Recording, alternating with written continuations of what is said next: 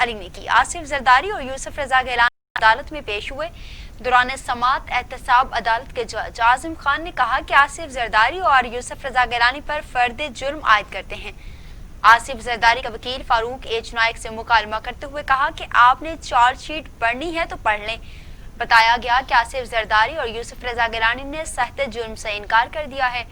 یوسف رضا گیلانی خود روسٹرم پر آ کر موقف اپنایا کہ میں نے کبھی رولز کی خلاف ورزی نہیں کی، قانون کے مطابق جو سمری آئی اسے منظور کیا، اگر سمری غلط ہوتی تو سمری موو ہی نہ ہوتی۔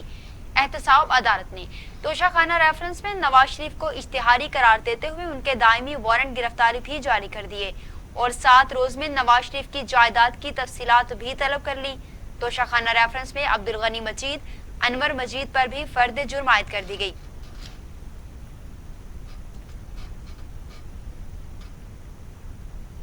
سابق صدر آصف علی زرداری نے کہا کہ پہلے بھی سرخرو ہوتے رہے ہیں، اب بھی سرخرو ہوں گے۔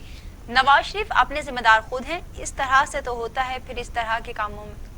احتساب عدالت کے باہر صحافیوں سے گفتگو کرتے ہوئے آصف زرداری نے کہا کہ میں نے ہمیشہ عدالتوں کا احترام کیا، ہر بار سرخرو ہوا ہوں، اس مرتبہ بھی سرخرو ہوں گا۔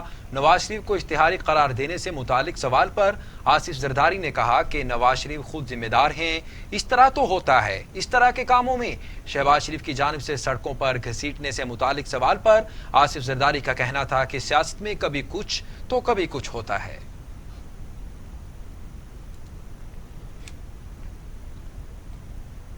دوسری جانب چیئرمین پیپلز پارٹی بلاول بھٹو زرداری کا کہنا ہے کہ اگر سابق صدر اور وزیر اعظم حساب دے رہے ہیں تو پھر سب کو حساب دینا پڑے گا۔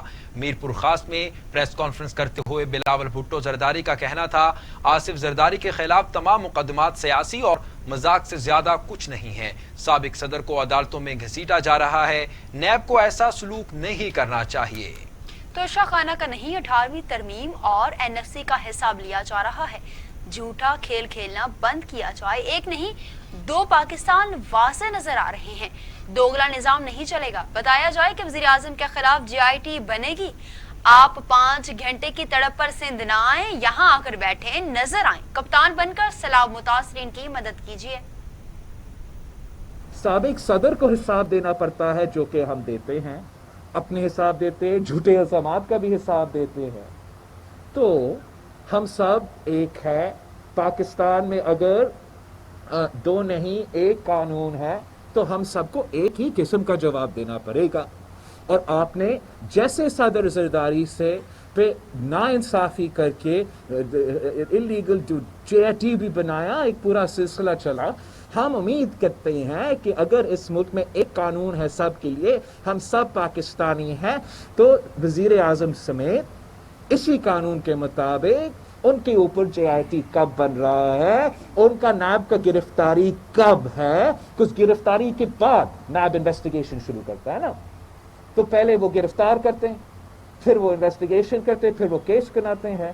آج تک خورشید شاہ صاحب تو جیل میں ہیں، اگر خورشید شاہ صاحب جیل میں ہیں، اگر صدر زرداری کیسز بھگت رہے ہیں، اگر وزیر اعظم سابق وزیر اعظم نواز شریف کیسز بھگت رہا ہے، تو پھر بڑی مہربانی ان کو بھی ایسی طریقے سے حساب دینا پڑے گا۔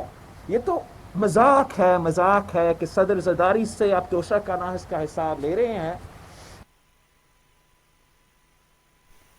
سابق صدر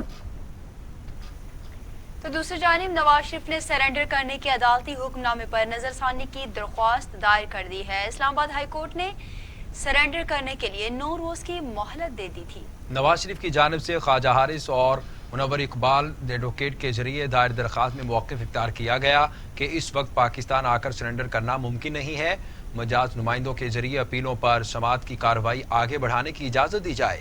بیان حلفی میں طے ہوا تھا حکومت پہلے میری صحت کا پتہ کرے گی، لیکن وفاقی حکومت نے اس سے متعلق ذرا کوشش ہی نہیں کی۔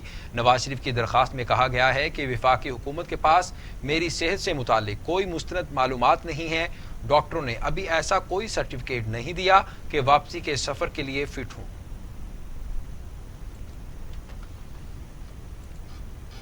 نواز شریف کی تازہ ترین میڈیکل رپورٹ منظر عام پر آ گئی۔ امریکی ماہر امراض قلب نے نواز شریف کو علاج کے بغیر واپسی سے منع کر دیا۔ साबिक वज़ीर-ए-आज़म नवाज शरीफ की रिपोर्ट डॉक्टर डेविड लॉरेंस और डॉक्टर फयाज शवाल की जानिब से तैयार की गई है। रिपोर्ट में डॉक्टर डेविड लॉरेंस की तरफ से बताया गया कि नवाज शरीफ की सेहत को शदीद खतरात लाहक हैं, उन्हें रश वाली जगहों पर जाने से मना कर दिया गया है। नवाज शरीफ का इलाज लंदन में होना बेहतर है क्योंकि लंदन में डॉक्टर उनकी मेडिकल हिस्ट्री से आगाह हैं।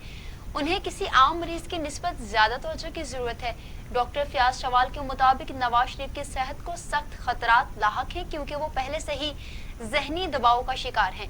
अब भी अंजाइना के मर्ज में मुब्तला हैं। उनकी जल्द एंजियोग्राफी की जाएगी क्योंकि पाकिस्तान जाने से पहले उनकी एंजियोग्राफी होना इंतहाई जरूरी है।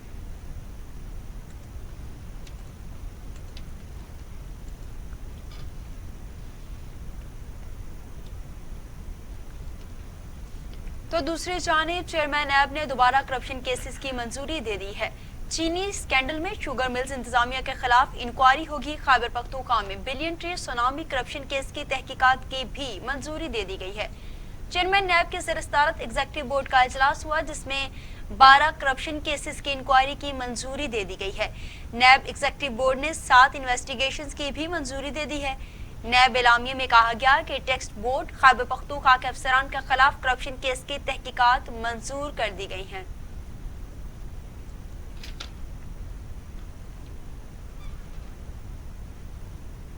उधर administrator Karachi Iftikhar शलवानी तारुफी press conference में सहाफियों के तेज सवालात बर्दाश्त न कर सके और प्रेस कॉन्फ्रेंस अधूरी छोड़कर चलते बने। एडमिनिस्ट्रेटर कराची इफ्तिखार शलवानी ने गुज़श्ता रोज चार्ज संभाला और मीडिया को अपना प्लान बताने के लिए दफ्तर बुलाया। सहाफियों ने सवालात शुरू किए तो इफ्तिखार शलवानी नाराज हो गए। प्रेस कॉन्फ्रेंस की शुरुआत में हिम्मत हार गए और उठकर चले गए। एडमिनिस्ट्रेटर कराची इफ्तिखार शलवानी का कहना था, कल से ओहदे का चार्ज संभाला है, बड़ी मुश्किल जिम्मेदारी है, इत्तेमाद करने पर आला हुकाम का मशकूर हूं, अपनी जिम्मेदारियां अहसन तरीके से सरअंजाम देने की कोशिश करूंगा। कराची की बेहतरी के लिए हर मुमकिन इक़दामात किए जाएंगे। इफ्तिखार शलवानी ने कहा कि इनका सियासत से कोई ताल्लुक नहीं है, प्रोफेशनल सिविल सर्वेंट की हैसियत से अपना मुकम्मल किरदार अदा करूंगा। सड़क, फुटपाथ, स्ट्रीट लाइट्स और कुछ सड़कें जिन्हें बेहतर बनाना है, जो मेरी जिम्मेदारी है, वो ही काम करूंगा। मुस्लिम लीग नून ने आईजी इनाम गनी और सीसीपीओ लाहौर के तकर्रुर लाहौर हाई कोर्ट में चैलेंज कर दिया है। अदालत ने दरखास्त समाअत के लिए मुकर्रर कर दी है। मुस्लिम लीग नून के रहनुमा मलिक अहमद खान ने शोएब दस्तगीर के तबादले के खिलाफ लाहौर हाई कोर्ट में दरख्वास्त दायर कर दी है जिसमें आईजी पंजाब इनाम गनी, सीसीपीओ उमर शेख की तकर्रुरी पर एतराजात उठाए गए हैं। दरख्वास्त में विफाकी और सूबाई हुकूमतों के साथ साथ नए आईजी इनाम गनी, सबकदोश होने वाले आईजी शोएब दस्तगीर, नए सीसीपीओ लाहौर और साबिक सीसीपीओ लाहौर को भी फरीक बनाया गया। दरख्वास्त में कहा गया कि हुकूमत ने सियासी मकासद के लिए आईजी पंजाब को तब्दील कर दिया है।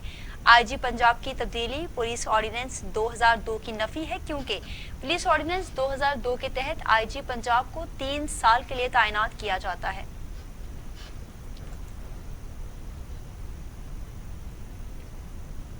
और उधर पंजाब पुलिस के नए सरबराह इनाम गनी ने ओहदे का चार्ज संभाल लिया है। कहते हैं, रियासत के रेट को कायम करना मेरी तरजीहात में शामिल है, खलल डालने वालों से सख्ती से निपटा जाएगा। पंजाब पुलिस के नए सरबराह इनाम गनी ने ओहदे का चार्ज संभाल लिया है। सेंट्रल पुलिस ऑफिस पहुंचे तो एडिशनल आईजी, डीआईजी और दीगर आला अफसरान ने इस्तकबाल किया। पुलिस के चाको चौबंद दस्ते ने नए आईजी को सलामी भी पेश की। मीडिया से गुफ्तगू करते हुए इनाम गनी ने कहा कि रियासत के रेट को कायम करना मेरी तरजीहात में शामिल है, खलल डालने वालों से सख्ती से निपटा जाएगा। पुलिस पर आवाम का इत्तेमाद बहाल करने के लिए इक़दामात करेंगे। नए आईजी इनाम गनी ओहदा संभालने से पहले शोएब दस्तगीर के घर गए और उनसे मुलाकात की। आईजी इनाम गनी ने वजीर आला पंजाब से भी मुलाकात की। उस्मान बुज़दार ने हिदायत की कि जराइम पेशा अनासर के खिलाफ बिला इम्तियाज कार्रवाई की जाए, कोई दबाव कबूल ना किया जाए, मेरिट और कानून की बालादस्ती को हर सूरत यकीनी बनाएं।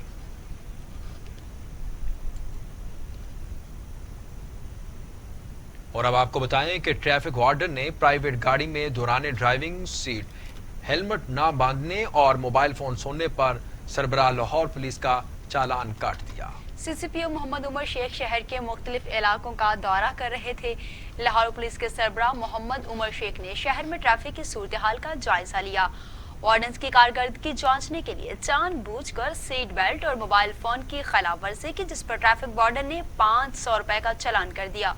سی سی پی او نے چلان کی آن لائن ادائیگی کر دی۔ سی سی پی او نے تھانہ شمالی چھاونی کا جائزہ لیا، ریکارڈ چیک کیا۔ ایس ایچ او اور ڈی ایس پی سے کرائم کی صورتحال پر بریفنگ بھی لی ہے۔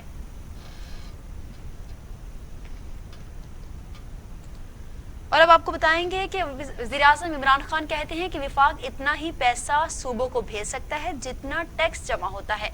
ماضی میں بروقت فیصلے نہ ہونے سے صنعتوں پر بوجھ پڑا ہے۔ انہوں نے خبردار کر دیا کہ سردیوں میں گیس کا بحران سنگین ہو سکتا ہے۔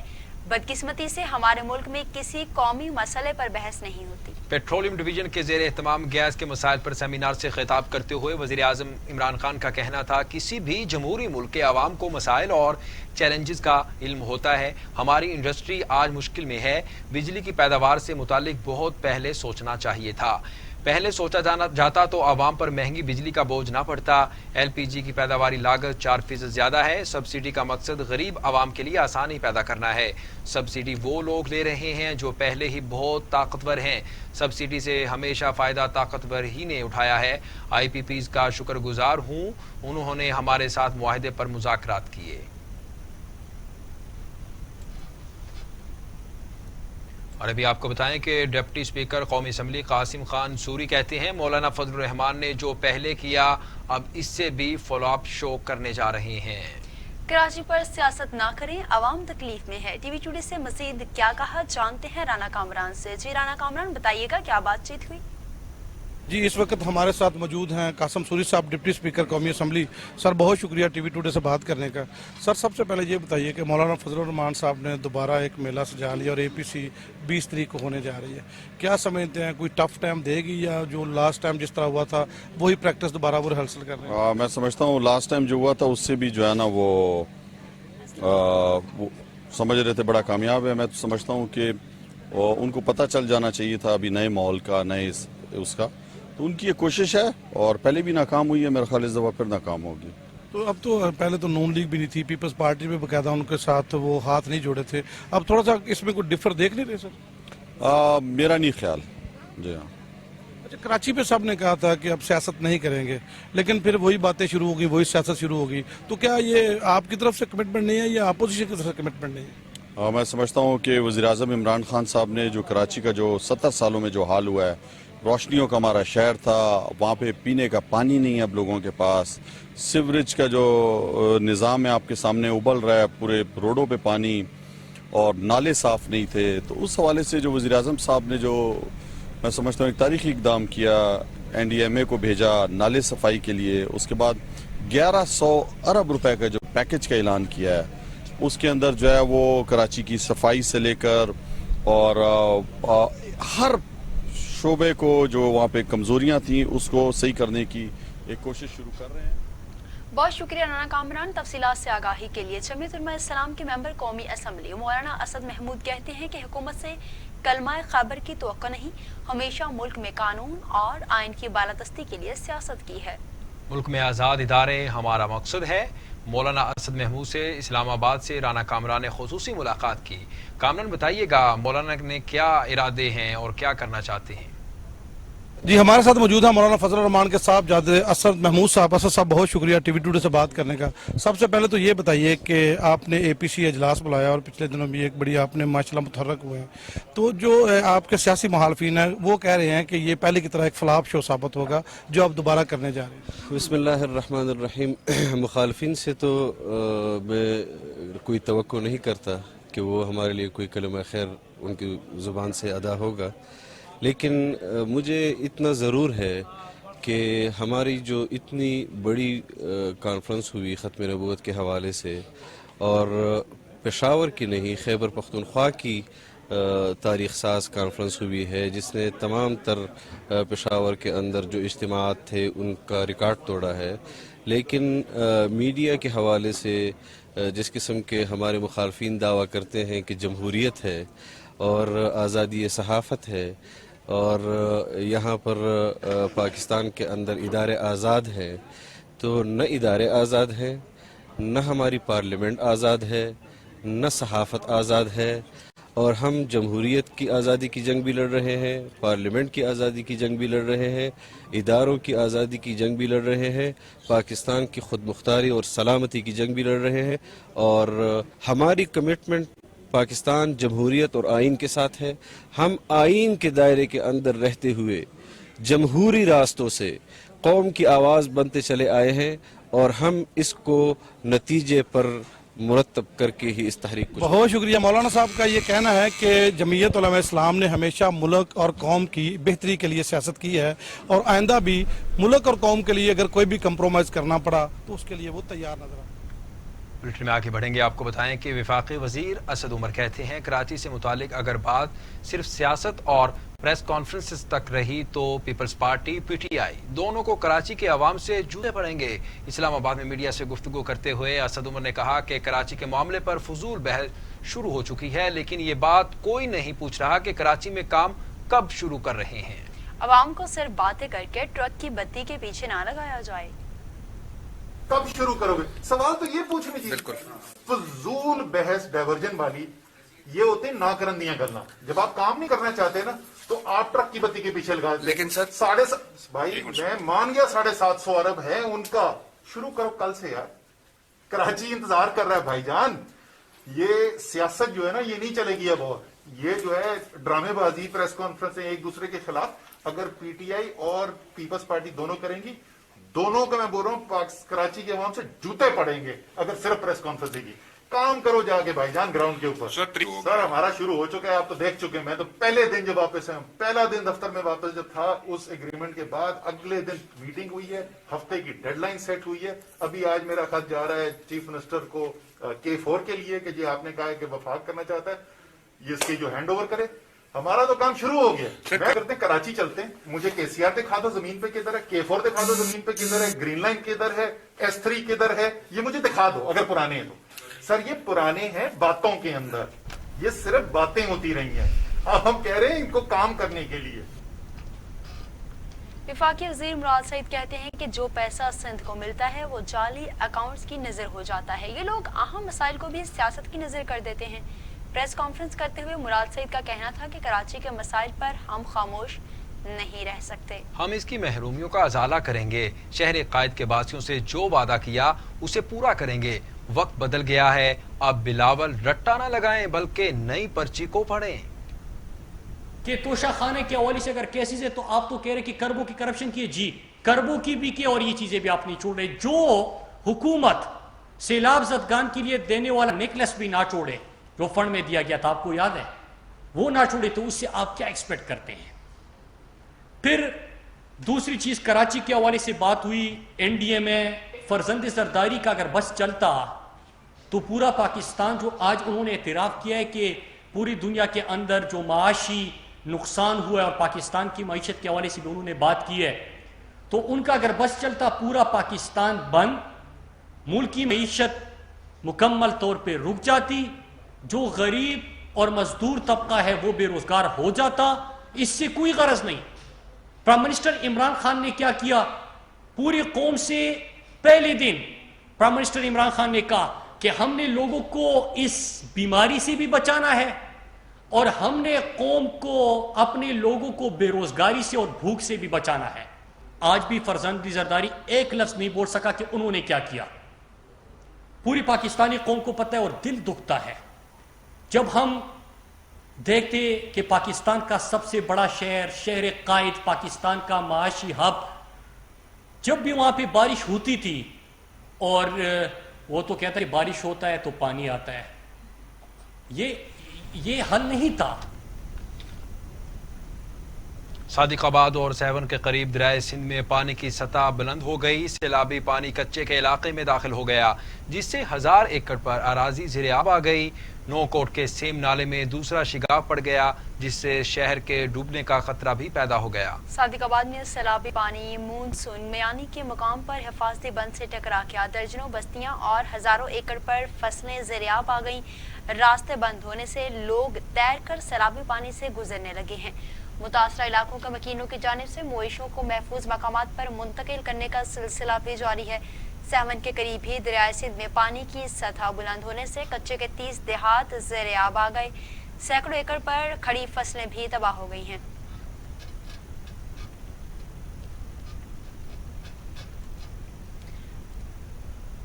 वज़ीर ख़ारजा शाह महमूद कुरैशी ने उम्मीद जाहिर की है कि रूस के साथ दो तरफ़ा ताल्लुकात के फ़रोग़ और तवील मुद्दती कसीरुल जहती शराकत दारी का इम्कान मौजूद है। वज़ीर ख़ारजा मखदूम शाह महमूद कुरैशी 2 रोज़ा दौरे पर मास्को पहुँच गए। वज़ीर ख़ारजा मास्को में शंघाई ताउन तंजीम की वज़राए ख़ारजा कौंसिल के इजलास में शिरकत करेंगे। वज़ीर ख़ारजा रूसी हम मनसब और मुख्तलिफ ममालिक के वज़राए ख़ारजा से मुलाकातें करेंगे।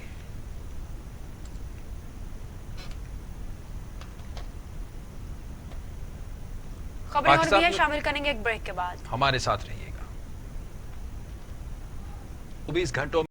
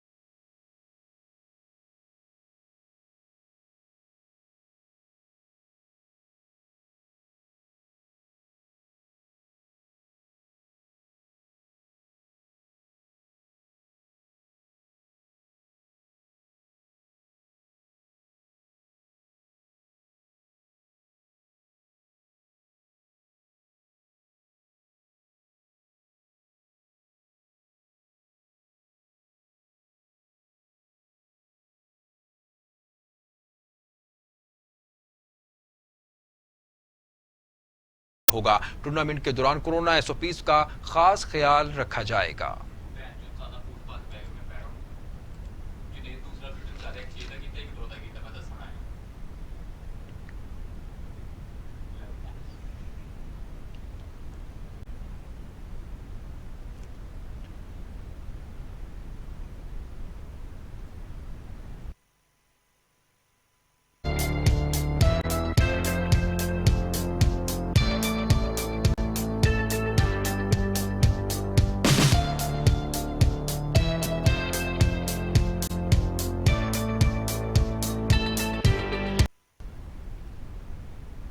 علاقے خبریں شامل کرتے ہوئے آپ کو بتائیں کہ دادو میں سماجی تنظیم لیگل رائٹ فورم کے زیر اہتمام 2 روزہ تربیتی ورکشاپ کا انعقاد کیا گیا۔ اساتذہ کو کرونا وائرس اور صفائی کے حوالے سے آگاہی دی گئی۔ اسی پر رپورٹ کر رہے ہیں اعجاز چانٹیو۔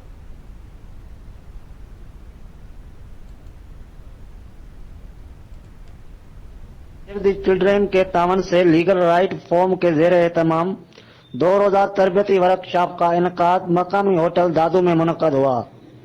ورکشاپ میں گورنمنٹ اسکول کے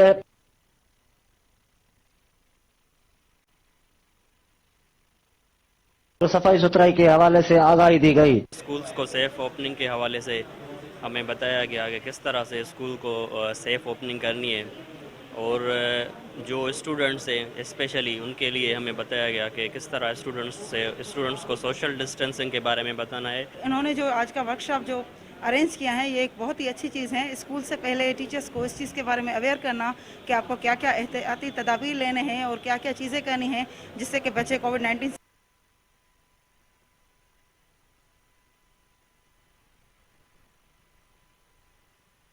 ہے۔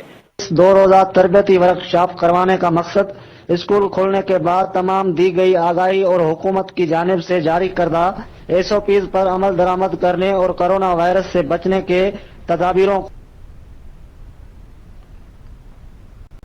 بلیٹن میں آگے بڑھیں گے۔ آپ کو بتائیں کہ ماچھی گوٹ FFC کا قبرستان تالابوں کا منظر پیش کرنے لگا ہے۔ قبریں بوسیدہ ہو کر گرنے لگی ہیں۔ اسسٹنٹ کمشنر کا ایکشن، ماچھی گوٹ FFC چوک پر واقع قبرستان آخری آرام گاہ بھی پانی سے محفوظ نہ رہ سکا، تالابوں کا منظر پیش کرنے لگا۔ قبرستان میں پانی کھڑا ہونے کی وجہ سے قبریں بوسیدہ ہو کر گرنے لگیں۔ اسسٹنٹ کمشنر عامر افتخار کو درخواست کی، جس پر اسسٹنٹ کمشنر عامر افتخار نے فوری نوٹس لیتے ہوئے پانی کے اخراج کے لیے بلدیہ کا عملہ بھیج دیا۔ عوام نے پرزور اپیل کی کہ اس کا کوئی مستقل حل نکالا جائے۔